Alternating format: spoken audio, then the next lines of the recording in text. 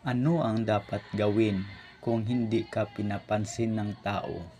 Number 1, ang unang-una mong gagawin ay ipagdasal siya na sana'y bigyan siya ng peace of mind. Number 2, pwede mo siyang tanungin kung bakit hindi ka niya pinapansin para malaman mo kung ano ang dahilan.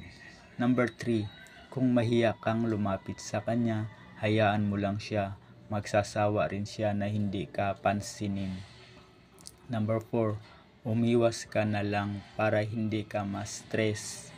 Huwag mong i-priority ang mga bagay na yan kasi may pamilya ka pa naman na nagmamahal sa iyo. Number 4, doon ka sa mga tao na sumusuporta, pinapahalagahan at mahal ka.